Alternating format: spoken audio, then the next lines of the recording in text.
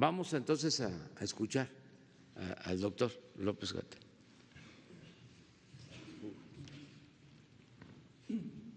Muchas gracias, señor presidente, secretario, colegas, directores generales.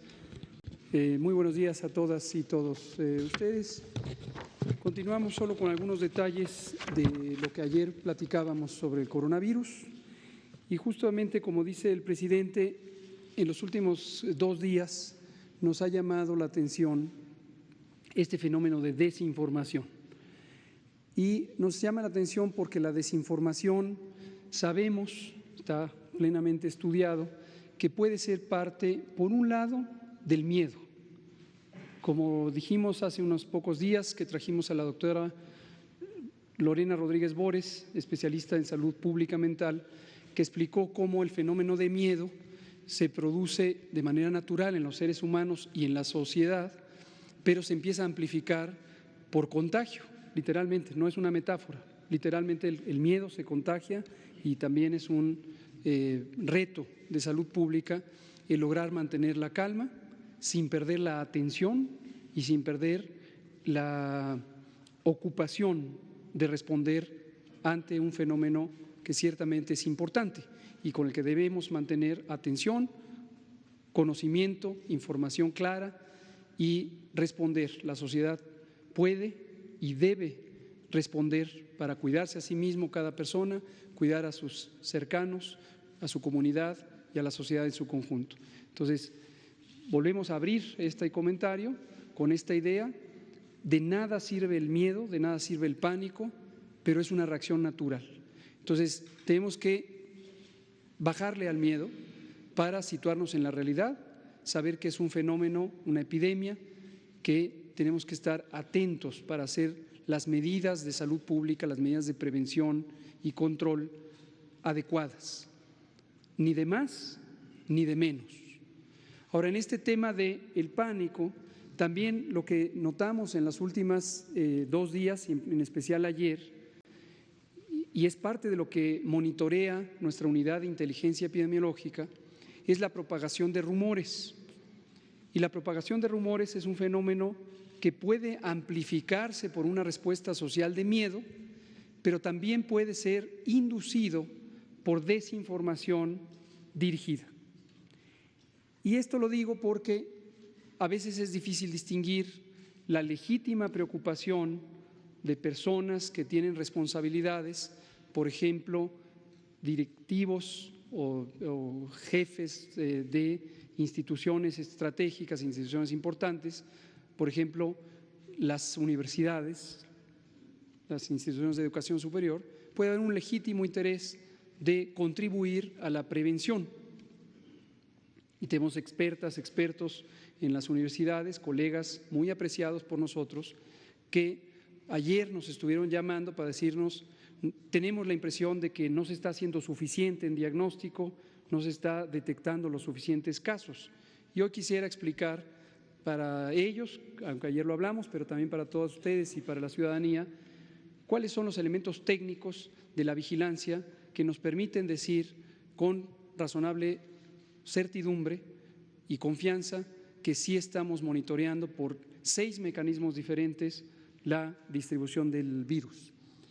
Y también disipar una idea que ayer se estuvo propagando, de hecho desde anteayer, y nos llamó la atención que se estuvo propagando no solo en México, sino en otros países, concretamente en Estados Unidos, en grandes cadenas de noticias, la idea de que México oculta los casos o miente o no se está dando cuenta y tiene 12 casos, hoy ya vamos a informar que 15, y en cambio Estados Unidos hasta ayer tenía 696 casos.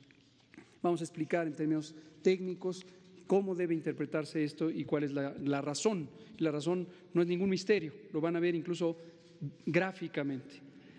Ahora, entre esta lista de desinformación, para que vean ustedes el tipo de desinformación, cómo no es casual, insisto en distinguir la legítima inquietud que surge del miedo con buena intención, pero la desinformación que no es accidental. Ayer detectamos 2 oficios apócrifos que se les atribuían a los gobernadores de Aguascalientes y de Quintana Roo. y que en uno decía que se iban a cancelar distintas actividades, en particular la Feria de San Marcos, en el caso de Aguascalientes, falso. El gobernador ratificó que era falsa la información. Y en Quintana Roo, que decía que el gobernador Carlos Joaquín llamaba al cierre de escuelas en el municipio de Benito Juárez, falso también. También tuvimos saturación de nuestro servicio de atención telefónica, el número 800, y esto fue derivado de que circuló prolíficamente en las redes sociales una falsa nota atribuida a la Dirección General de Epidemiología que llamaba a las personas a que solamente llamaran al teléfono y esperaran que fuera alguien a tomarles una muestra para diagnóstico.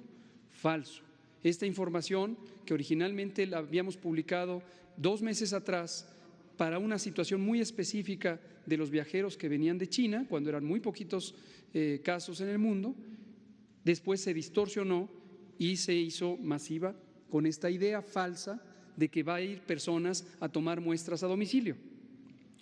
Y saturaron nuestra línea telefónica, pero después circularon efectivamente videos, me parece que es un senador, creo que de Nuevo León o algo así, que diciendo cosas que son completamente falsas, absolutamente falsas, horas más tarde, en sus redes sociales, criticaba el hecho de que estaba saturado el número y que no se hacían suficientes pruebas. Es decir, la idea de hacer pruebas, la idea de que no hay una respuesta adecuada y las falsedades. Otra cosa que creo que es desafortunada, esto lo digo con absoluto respeto al poder legislativo, ambas cámaras han hecho sendos pronunciamientos, en el caso de los diputados de manera formal por parte de la Junta de Coordinación Política, en donde exhortan a la Secretaría de Salud y al Consejo de Salubridad General, uno, a declarar el estado de emergencia. Hemos explicado múltiples veces por qué no hay criterios para declarar el estado de emergencia sanitaria, pero además le exhortan o nos exhortan en la Secretaría de Salud a hacer exactamente lo que venimos haciendo desde el 3 de enero. Insisto en expresar mi respeto a los y las legisladores y a este poder de la Unión, pero afortunadamente lo que piden que hagamos, ya se ha venido haciendo. Entonces la respuesta va a ser muy simple, es lo que hemos venido haciendo. Y por último destaco 2 cosas. Una, estas oleadas de miedo también afectan a los altos dirigentes políticos y pueden llevar a una situación no adecuada de cancelaciones anticipadas de eventos. Hemos dicho desde el inicio que en el plan técnico de respuesta tenemos contempladas las posibles posposiciones, reducciones o cancelaciones de eventos, pero no es saludable que eso se haga sin una base técnica, porque entonces empiezan a proliferar las cancelaciones y las repercusiones no son solo las económicas y sociales que derivan de eso, sino que desgastan las intervenciones de salud pública encaminadas al distanciamiento social. Si estas intervenciones se hacen demasiado pronto, lo único que ocurre es que se aplican cuando no sirve y cuando hay que aplicarlas ya hay un desgaste económico y social que hace que no se puedan aplicar.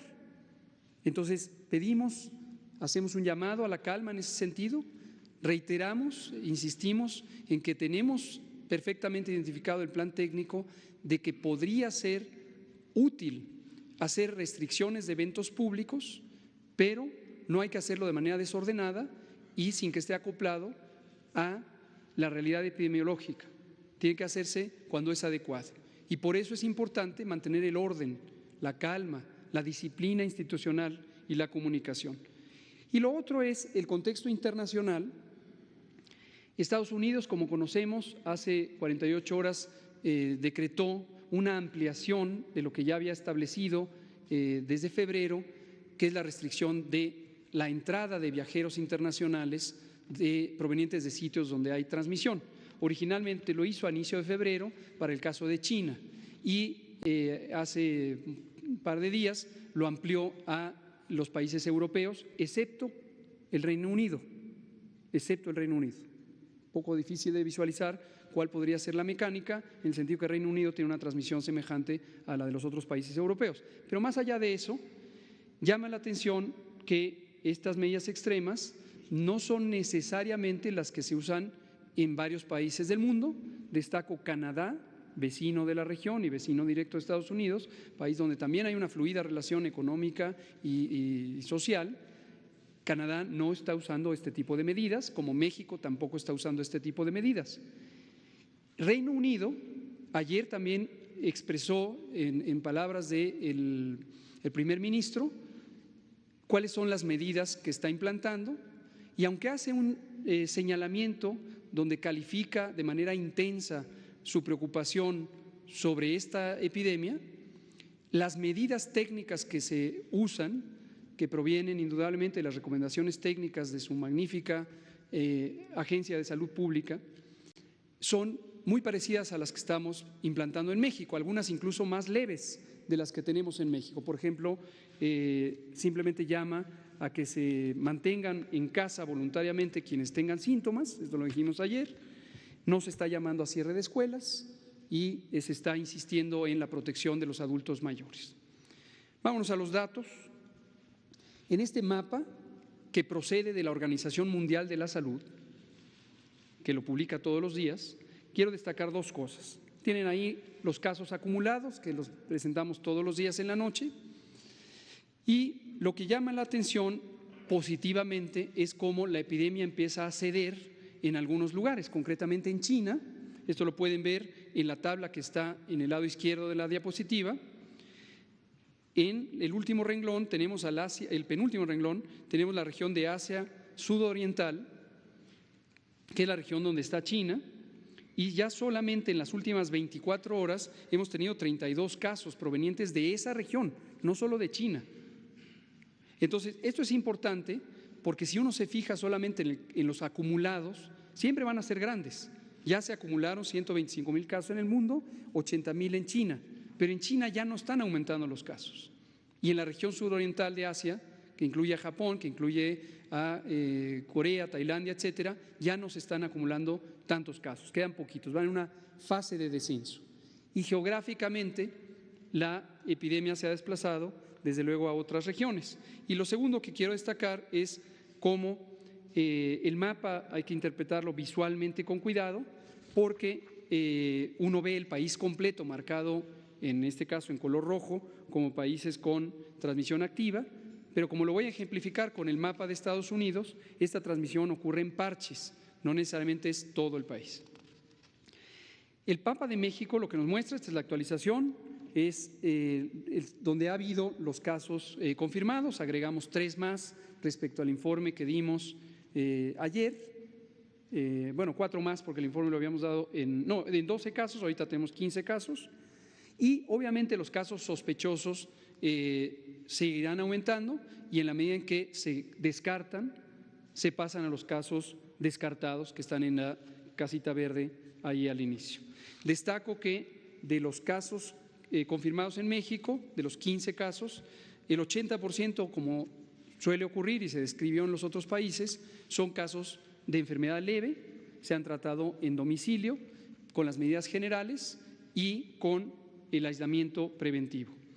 Y solamente ha habido 3 casos hospitalizados, ninguno de ellos graves, y los que han estado hospitalizados han estado principalmente para cuidar el tema de transmisión, y en un caso sí, porque hubo un corto periodo de 24 horas donde hubo cierta alteración respiratoria. En la siguiente se ve el mapa de Estados Unidos.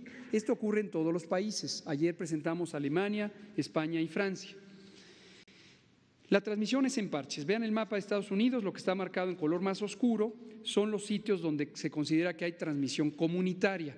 Hemos explicado que transmisión comunitaria es donde ya se propaga al interior del sitio y no solamente a partir de los casos importados. Y son estas 4 esquinas del país, quizá la que sigue en orden es Florida, donde también están cerca de tener ya un estado de transmisión comunitaria. Entonces, si uno considera que la afluencia de personas desde Estados Unidos a México es el mecanismo por el que podría entrar el virus a México, eso es correcto, pero si uno considera el número de personas que vienen de Estados Unidos como si todos estuvieran infectados, pues es completamente incorrecto, porque al estar focalizado, entonces la mayor cantidad, la enorme mayoría de personas que viajan no tienen manera de contagiar porque están sanos, sin menospreciar la idea de que algunos pudieran estar con enfermedad y ser contagiantes. O esto puede ser para connacionales que fueron a Estados Unidos o regresaron, o fueron a Europa, o también nacionales de estos otros países. Ahora, en la siguiente imagen, y por eso les digo que es muy fácil de identificarlo, lo que vemos es esta curva epidémica que hemos explicado, es el número de casos que se dan por día. No se alcanza a ver porque las letras son muy pequeñas, pero abajo son los días que se cuentan desde el 25 de enero, en donde Estados Unidos detectó su primer caso. Y de estos 5 países que aparecen en la lámina, Alemania, España, Francia, Estados Unidos y México, Estados Unidos empezó su primer caso detectado el 25 de enero, que corresponde al primer punto. Y por lo tanto se puede ver el tiempo que ha transcurrido antes de que lleguen todos estos países al periodo, al episodio 2 de transmisión comunitaria. Y vean México al final de la diapositiva. Son estos puntitos que se ven abajo, que son nuestros 12, hoy ya 15 casos.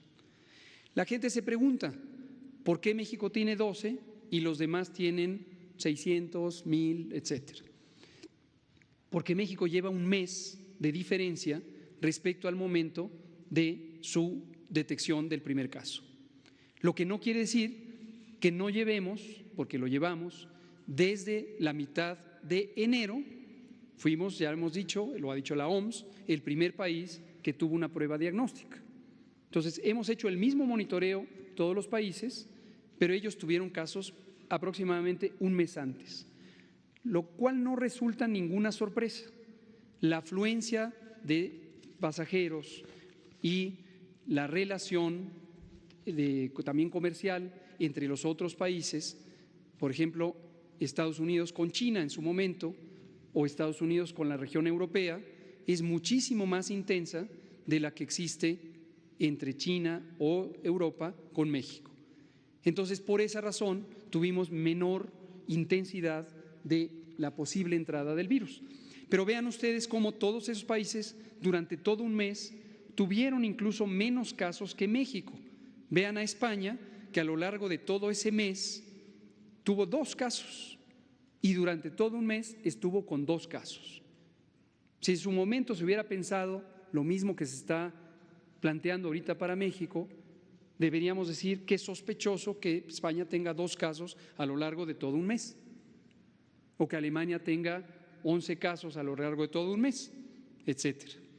No es sospechoso, así funciona. Y concluyo de esta imagen con la idea que hemos dicho todos los días: es muy probable que llegaremos al punto en donde en México entremos a un periodo de transmisión comunitaria. También es probable que circulen algunos casos que no hayan sido directamente detectados. Esto tampoco debe preocuparnos, así funcionan las epidemias.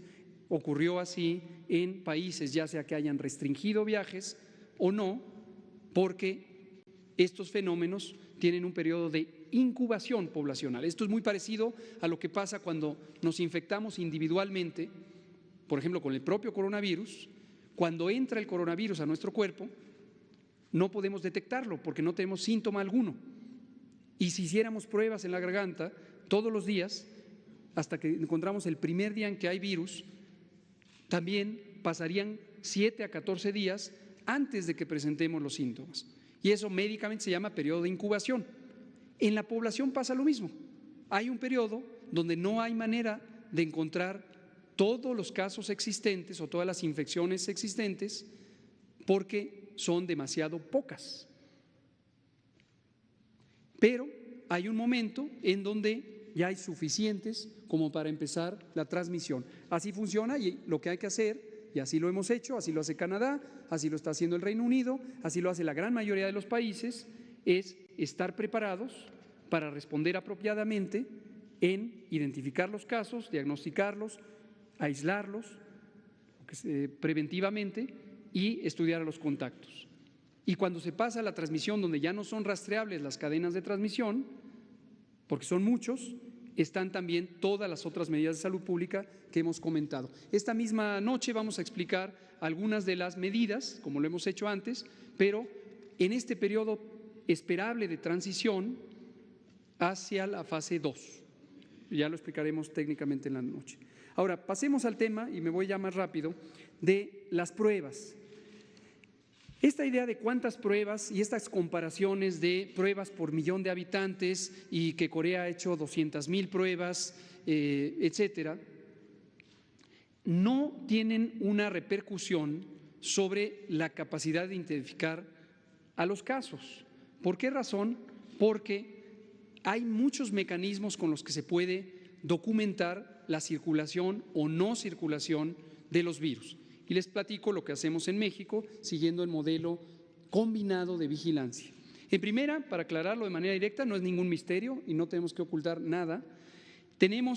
Arrancamos en este ejercicio desde enero con estas 9,100 pruebas.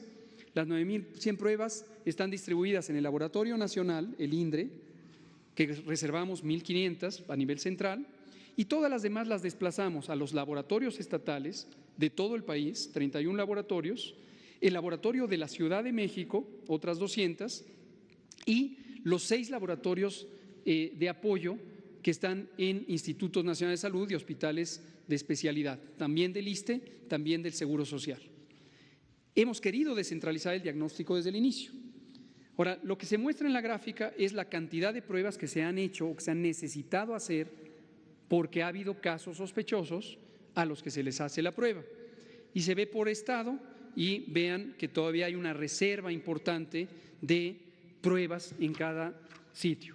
Y obviamente vienen nuevos insumos que llegarán oportunamente para seguir haciendo tantas pruebas como sea necesario de acuerdo a la fase epidémica de la enfermedad. En la siguiente lo que vemos es el estudio de contactos, es una tabla resumen con los 15 casos que tenemos, su sitio de residencia o el sitio donde se identificaron y el número de contactos que se han estudiado para cada uno de ellos. Entonces aquí ya voy enumerando los 6 mecanismos de vigilancia. El primero es la detección de casos sospechosos y la definición de sospechoso es muy importante porque nos permite lo más oportunamente posible detectar a las personas posiblemente infectadas. La gran mayoría de ellas, 269, se han descartado porque se les ha hecho la prueba y se ha encontrado que no tienen el coronavirus. Y solo 15 se ha encontrado que sí lo tienen. Y luego, segundo método es estudiar los contactos. Y esto lo que nos permite es ver que no se estén propagando el virus. Hago notorio también que de los 253 contactos, solamente uno resultó positivo al coronavirus en uno de los casos, cuando los demás tampoco tenían el contagio. Entonces, eso es una señal positiva de que no hay una propagación. Los otros 4 métodos son este monitoreo de virus que hacemos en el país. Tenemos un panel de 14 virus que son importantes en enfermedad respiratoria, influenza A y B, metaneumovirus, varios virus, y también el coronavirus. Entonces, a las personas que se vigilan en el sistema de vigilancia de influenza, y estos son unidades monitoras por todo el país, quien no resultó positivo a influenza o los otros virus, también tiene la prueba de coronavirus y se encuentra si lo tiene o no. Hasta el momento, en las rondas semanales que hacemos de esta vigilancia y que empezamos desde enero, no se han encontrado coronavirus circulantes fuera de los casos documentados. Y los 2 últimos métodos son vigilar la ocurrencia de infecciones respiratorias, tanto las que se parecen a coronavirus, porque son un poco más intensas, como las que son comunes.